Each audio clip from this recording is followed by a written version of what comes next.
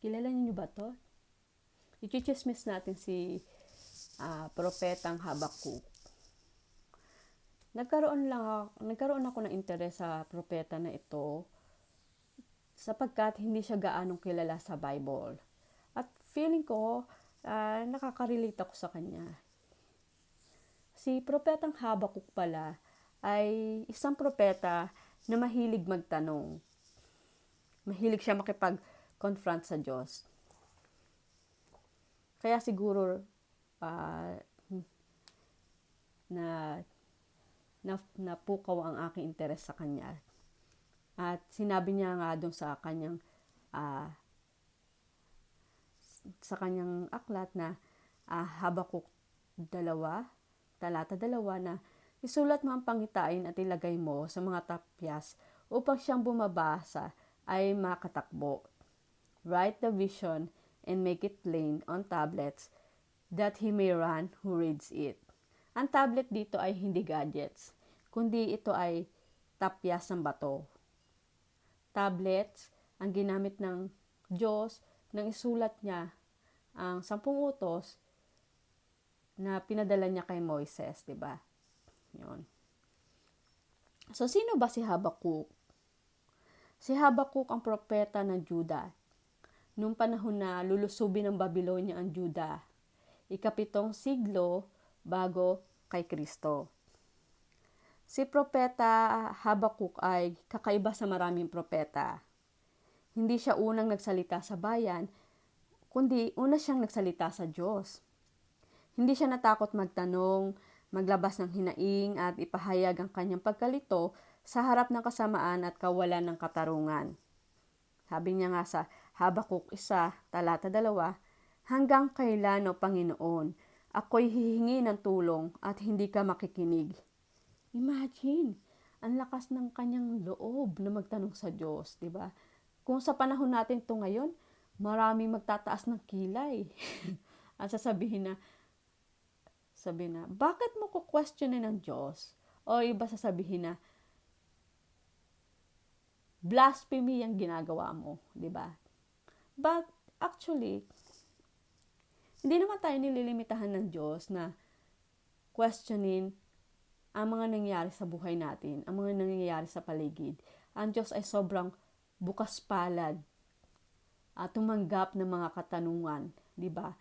Lalo na kung ito ay katanungan sa pananampalataya. Gayon din, malinaw din dapat sa atin na magtiwala at maghintay sa kasagutan na ipagkakaloob ng Diyos. At ito ang isang magandang halimbawa na si Propetang Habakuk ay nagtatanong. Tinanong niya kung bakit ang mga tao ay nakakaranas ng paghihirap, ng kasamaan. Diba? Ito ang tinag ng isang taong may pananampalataya, ngunit sugatan ng puso. Hindi ito pagre-rebelde. Ito ay tapat na panalangin. Ipinapakita niya na ang tunay na pananampalataya ay hindi bulag na pananahimik, kundi matapang na paglapit sa Diyos kahit may tanong. Nang sagutin siya ng Diyos, hindi iyon ang sagot na inaasahan niya. Gagamitin ng Diyos ang Babylonia, isang masamang bansa, bilang kasangkapan ng paghatol. Muli, nagtanong si Habakuk, ngunit sa halip na tumalikod, nagdesisyon siyang maghintay. Ako'y tatayo sa aking bantayan upang makita kung ano ang sasabihin niya sa akin. Habakuk 2, talata 1. At doon nagmula ang isang napakahalagang pahayag.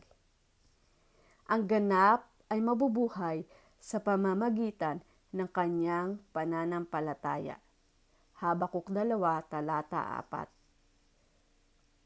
Hindi pinaliwanag ng Diyos ang lahat, kundi tinuruan niya si Habakuk kung paano mamuhay habang naghihintay. Sa huli, ang aklat ay nagtapos hindi sa tanong, kundi sa pagsamba. Bagaman ang puno ng igos ay hindi namumulaklak, gayon may magagalak ako sa Panginoon. Habakuk 3, talata 17 hanggang 18.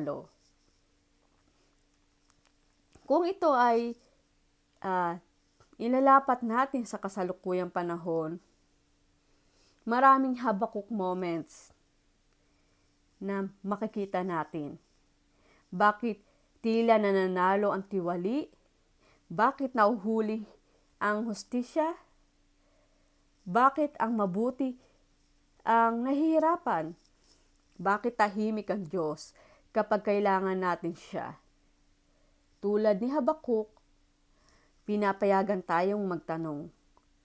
Pero tinatawag din tayong maghintay ng may pananampalataya. Ang pananampalataya ay hindi kawalan ng tanong. Ito ay pananampalatayang nakatayo kahit walang agarang sagot.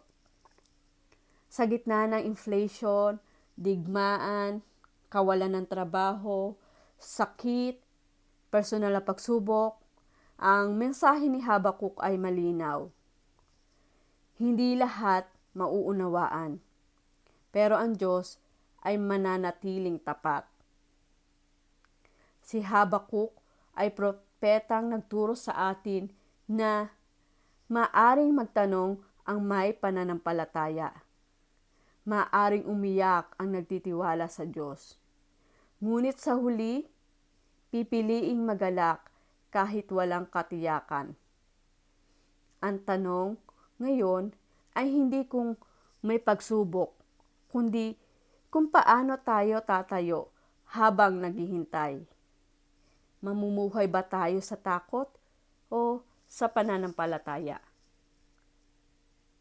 Ayan ang mensahe ng Diyos sa atin mula kay Propetang Habakuk. Maraming salamat at God bless.